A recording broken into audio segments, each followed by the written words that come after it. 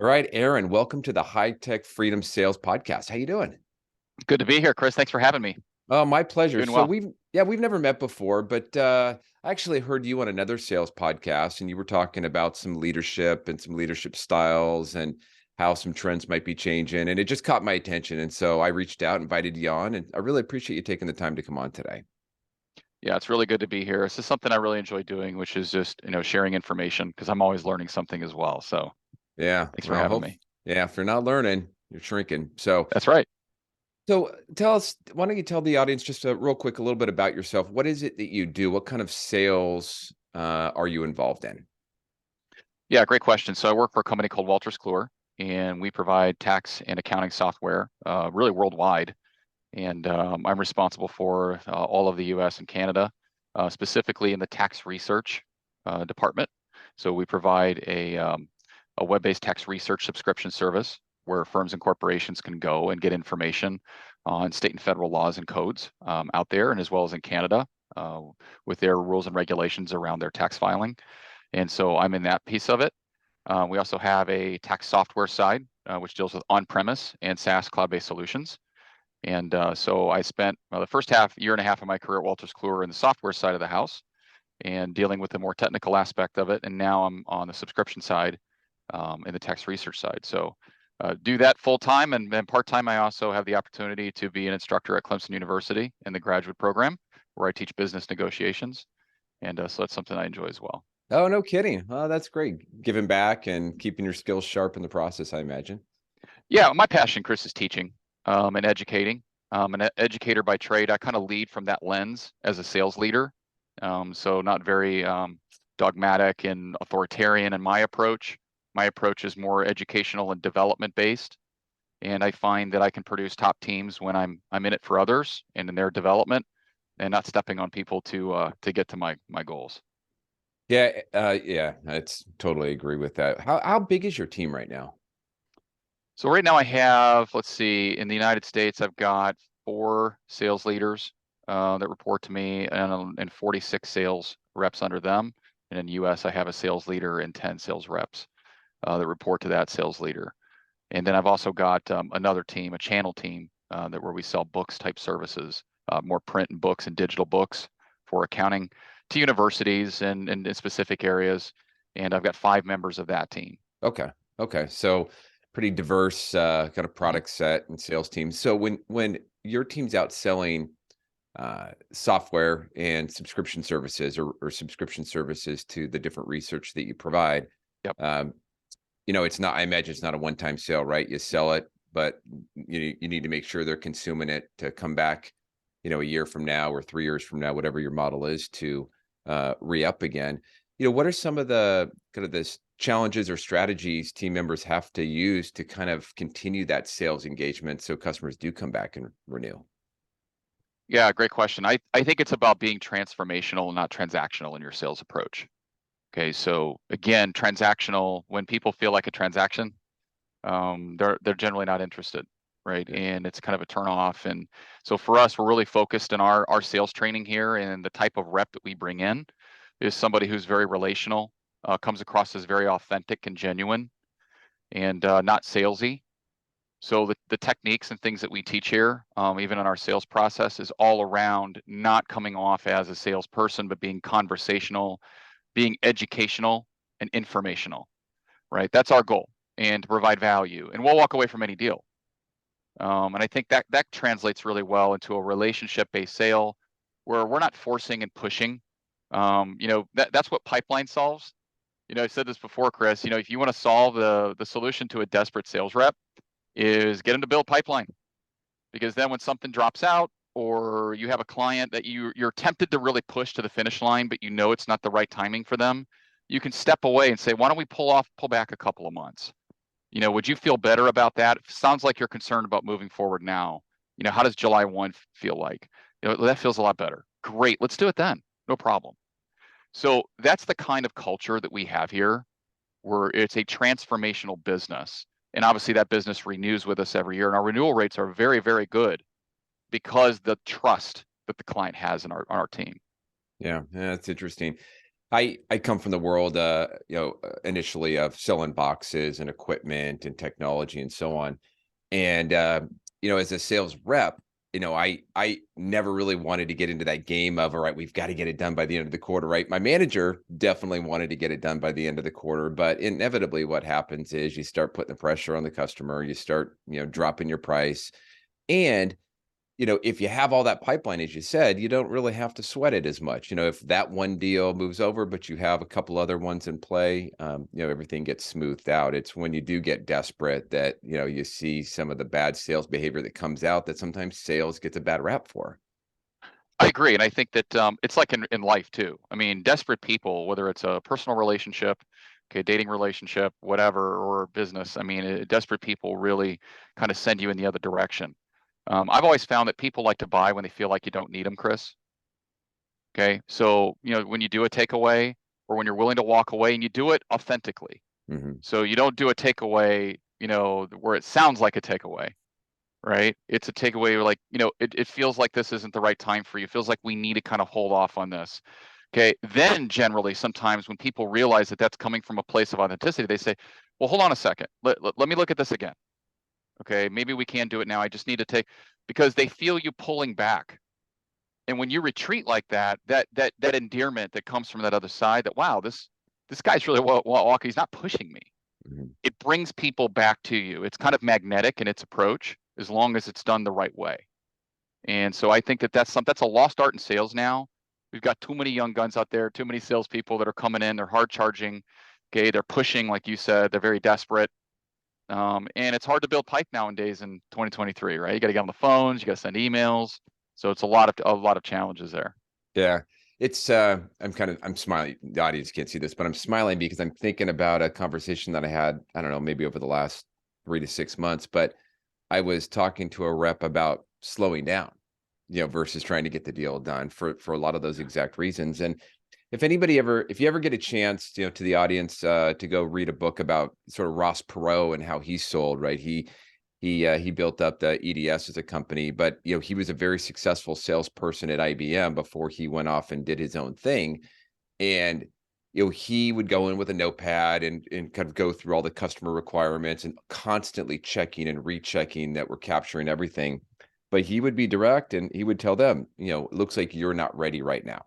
Right. He would That's kind of right. push back on them because there's things that they hadn't clarified or things he hadn't clarified. And, it actually helped kind of move his business along. And he talks about, kind of taking control of that process, um, and also pushing back as part of that control and really knowing your account and knowing your client. That's a very, very good point. Something you mentioned there about taking control. So it's something I've been teaching recently, that I picked up. Actually picked this up from a former CIA spy. His name is Andrew Bustamante. There's a lot of great content on YouTube with him. And in some of his interviews, what I picked up as, some of the things that CIA does that, you can apply to business, and he runs a company now where he works with business people to do these concepts, is how to take control of the relationship. And he said it's as simple as asking questions, right? So like, for instance, like if I'm in an interview with somebody, Chris, I can lead somebody down a path, and I'm in control. But have you ever tried this, Chris? Let me give this to the audience. Okay, when you're in an interview, sometimes turn it back around on the interviewer. Okay, so the interviewer is going to ask a question. Hey, why do you think you should be in this role? What do you bring to the table? You can take control of the interview by turning that around and saying, hey, I'm just curious. Well, I'll answer your question in a second, but let me ask this question back to you. Okay, what specific traits are you looking for? Or what traits do you think is required in this role? And let me tell you the traits that I have and how they fit into that. And then sit back and listen. And then the other side says, okay, well, we're looking for somebody that has this, this, and this. Now they're talking, and now you're in control. Okay, so that's important in interviews, right? Because sometimes salespeople just talk, talk, talk, talk, talk, talk. And I often do that when I interview somebody. I turn on my iPhone clock. When I ask them the first question, they go 10 minutes, Yeah. 15 minutes. And I'm like, oh, give me some concise answers and take control. Ask me some questions back. So I find that bottom line is of that narrative there is taking control of that relationship is about asking questions to your customers and prospects. Okay, to get to know them and really understand. The more questions you ask and listen, okay, you begin to have that control that you need to take that relationship to the next level. Yeah, I'm glad you brought up the topic of interviewing because there are a lot more people, especially in the technology space. A lot of layoffs. People are out there looking for their next job, Oh yeah. and it's not. Sometimes I worry.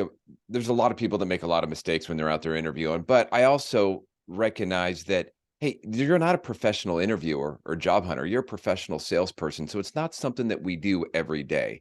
You have a big team. You Mhm. probably have a lot of interviews that come up your direction as you're doing some of the final approvals. What are some of the mistakes or things that people are not doing that they should be doing beyond taking control of the conversation when looking for that next job? Yeah, number one is they don't have really good questions to ask. So that's the first thing. They're not prepared or have good questions to ask. The second thing, we just talked about it, they talk too much. They oversell. Okay, I give that feedback all the time. Like they just keep going and keep going and keep going, and they don't know when to pull back. Number three, their answers are not concise.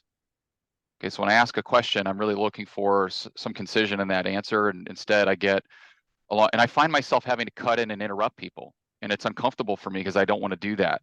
But to keep the interview advancing, I have to chime in. Okay, so there's a time to be narcissistic. There's a time to be proud and recognize your accomplishments. Okay, and get that out. But then there's a time you got to pull back. The fourth thing is just being vulnerable in an interview. Okay, so here's how I try to extract that as an interviewer.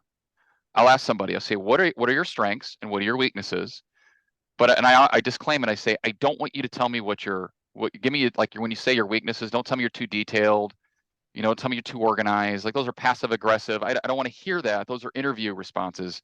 I want you to open up and tell me what you're weak at. And by the way, I'll open up to you just to kind of make you feel comfortable and tell you what I'm bad at. To give you an example, Mr. and Mrs. Candidate, like what I struggle with is I hold people there. I put them at a standard that they generally can't achieve. Like my expectations for people and the people that work for me, sometimes, Chris, they're so high, they can't reach them. Right. And so I get frustrated or controlling, and then I want to do things myself and I don't delegate properly. And so as a leader, I'm learning to grow in that area. Okay, so now I'll turn it back to the candidate and say, so there's an example of where I need to improve. I would like for you to open up and tell us how we can make you better. If you get into this job, where can we coach you? What do you need to work on? It's interesting, Chris, when I ask those questions to see, are they guarded? Are they really willing to open up and give me good insight into them and their opportunities for growth? Right? Tell me what your strengths are, because I want to hear those too. But that vulnerability, that authenticity, being genuine, having a conversation and knowing when to be quiet. I think all those things are very, very important. And they're misses for sales reps nowadays. They're hard charging, they're ambitious, they want the job. Yeah. Okay, but you got to rein that in and you got to have some boardroom presence. If I could kind of sum it up, okay, if you're going to put on that suit and tie or put on that nice dress, you're going to get into that boardroom presence. That's what we're looking for. Really interesting points for the salesperson or the person looking for the job. But you also dropped a couple nuggets there as a sales leader, right? Doing that, reciprocating back the authentic, being authentic and being vulnerable. What you're doing there is you're really starting to set that foundation. If that person is the one that comes on board for that communication between manager and employee, building that open flow of communication, that trust, right in the interviewing process. So really, really excellent tip.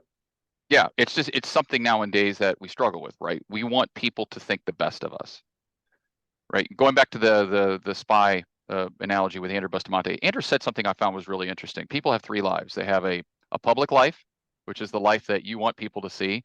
You have a private life, which is your friends and family, okay, that really knows certain things about you. And then you have a secret life, okay, that only maybe one or two people or nobody know. Okay. And so oftentimes what I find, the reason I'm telling this analogy is my goal as a sales leader is to make my private life and my public life match, because then I'm authentic. So I only want to have two lives, right? You have a secret life, which your darkest secrets, things you're not proud of in the past, all of that. I'm not really talking about that, right? Everybody has that. I'm saying in my private life, who I am as a father, who I am as a husband, okay, who I am as a person of faith, right? All those things, is that coming through in my job as a sales leader? That I have integrity, I have character, I do what I say I'm going to do? Or am I trying to put on a persona that's not real? And so in interviewing or in sales leadership, Okay, merging those two, you should be the same. People should look at you and say, "Wow, I know sales leaders right now that they're hard charging and they're vicious as a sales leader, but then at home they're just terrific, wives and husbands." And it's like a disconnect. You're like, "Well, which person is this? Yeah. Like, is the person at work who they really are, and they're just like putting on a show at home, or is it this the right life, and they're just feel like they have to be hard charging, to get the job done?" And there's a disconnect there, and I think people see through that. Yeah, it's a skill, and I think somebody that's coming right out of college, jumping into the business world, are probably not going to have that as an individual contributor. It takes some maturity and some time, and I Sure. think some professional confidence to ultimately get there. Yeah, Um, I absolutely agree, and I understand. I understand it's hard to do, right? yeah, And we all want people to think the best of us. But anyway, again, yeah. the point is being vulnerable, being open, being honest. I would say, let me go back to the interview thing. One more mistake, it just occurred to me, is misrepresenting yourself on the resume. Mm, So, I interviewed a candidate last week, and it was interesting. Myself and a sales leader that works for me, and he said I was the number one out of 100 reps at the company I'm at. I said, okay.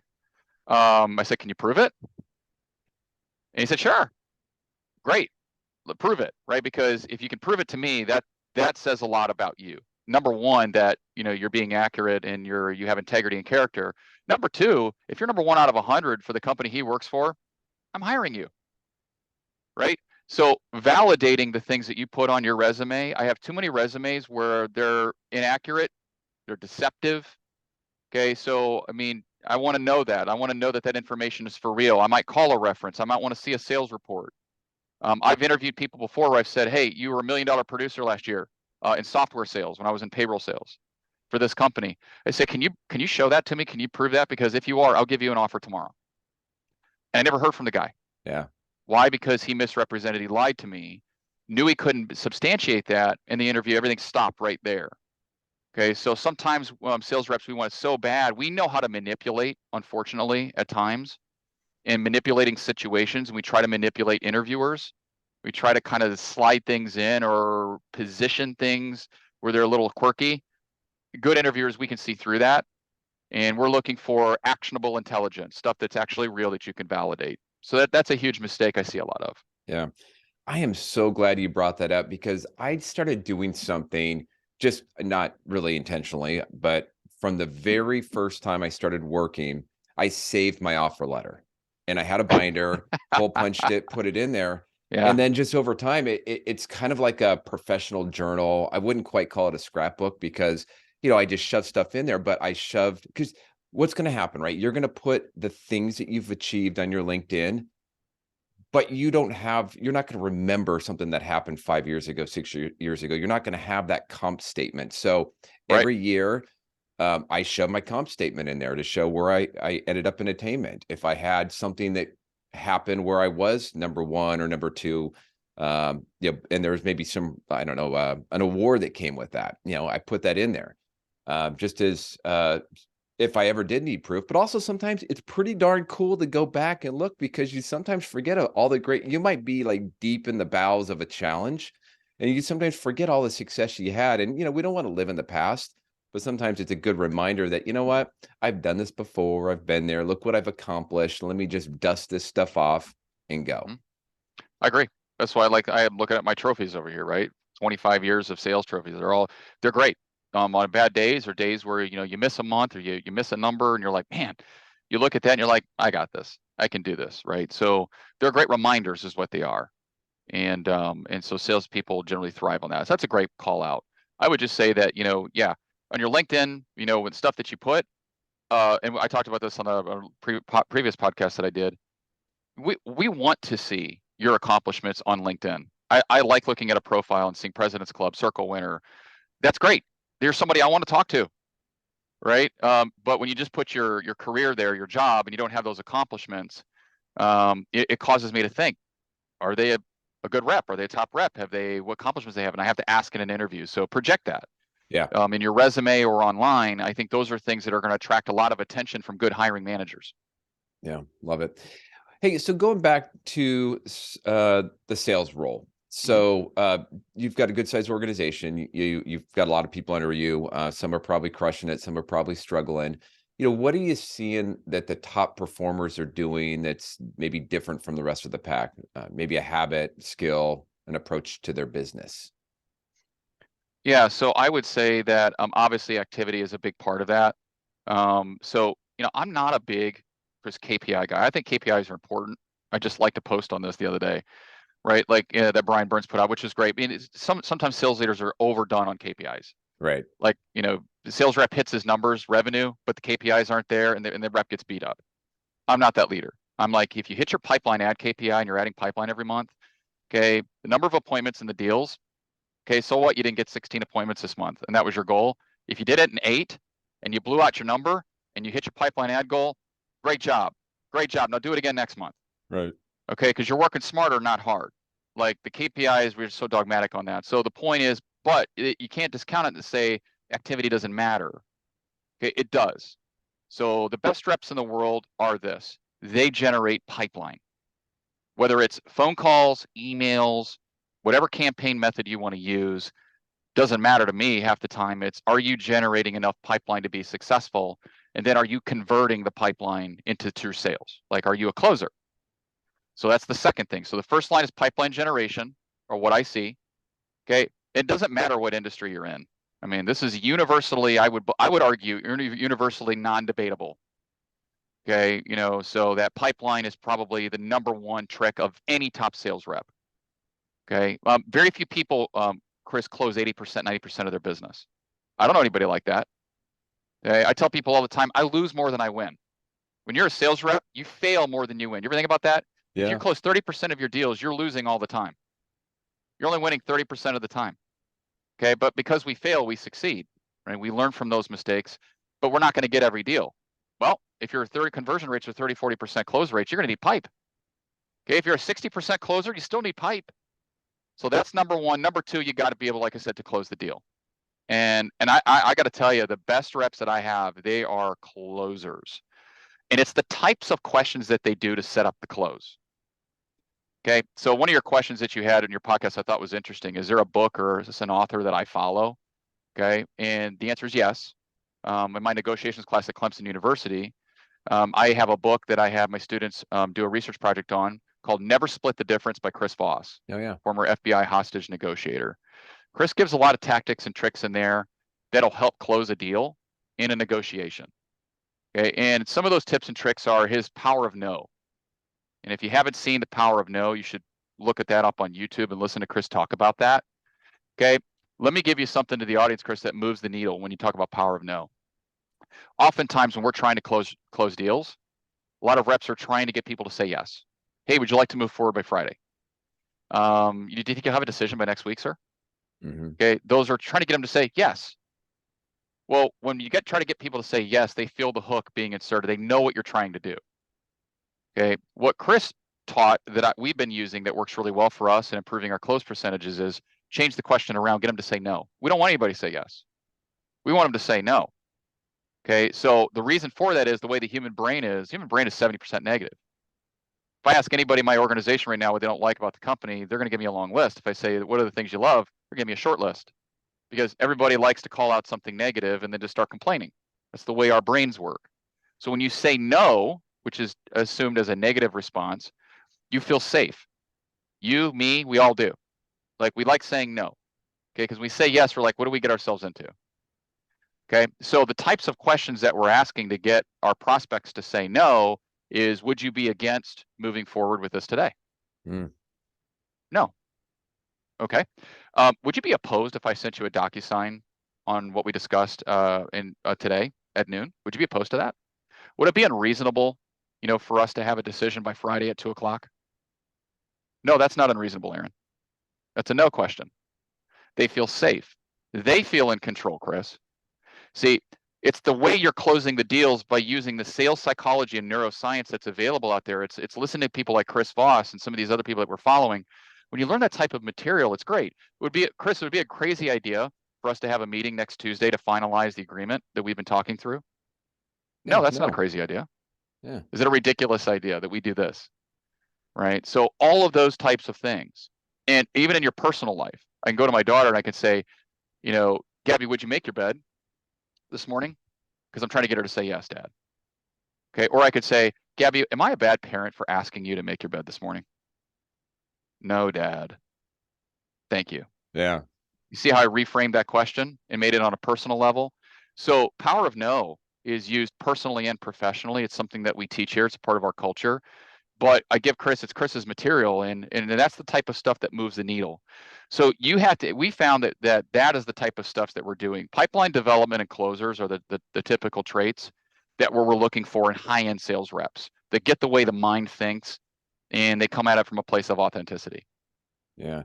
Really good stuff. Well, Aaron, we could do a whole episode on just the kind of that negotiations, the, way to progress that deal. And it sounds Yeah, like you teach it and you clearly know the content. Love to have you come back on and just talk about that.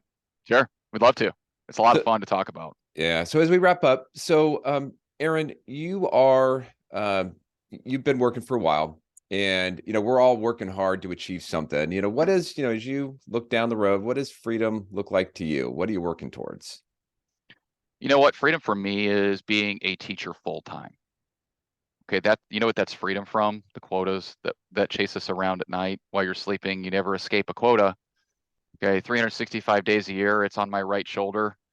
Okay, talking to me. Okay, so and I've had that for 25 years. I don't even know that I've ever had a job where I've never known what freedom is like from a quota. Right. So freedom for me is probably, 10 to 12 years, I'd say, down the road to be full-time teaching at a university. I teach at Clemson right now. I have a class. I'd like to be teaching 4 or 5 classes. And so that would be my end game, getting out of corporate America and getting to that point, and then just investing full time into people, right? But that's what I'm passionate about. I'm not you don't get into sales leadership half the time for money.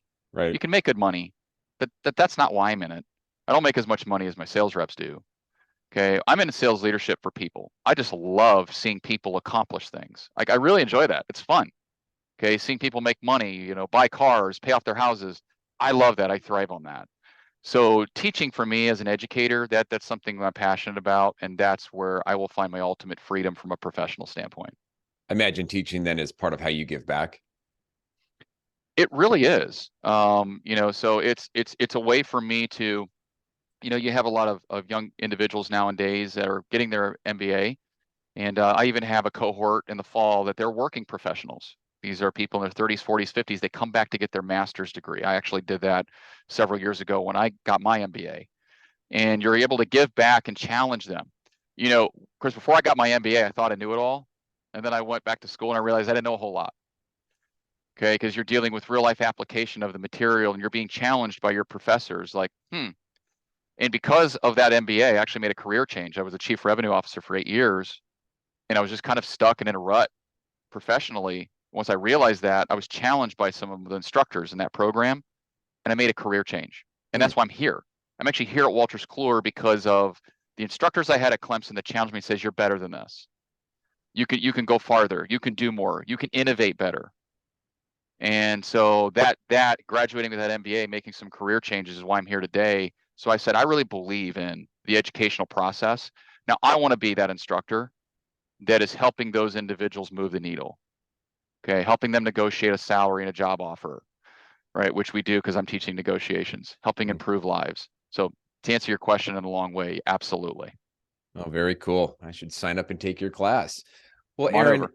it's been a pleasure. Really nice to meet you, and I look forward to staying in touch. If an audience member would like to get hold of you, what is the best way to reach out?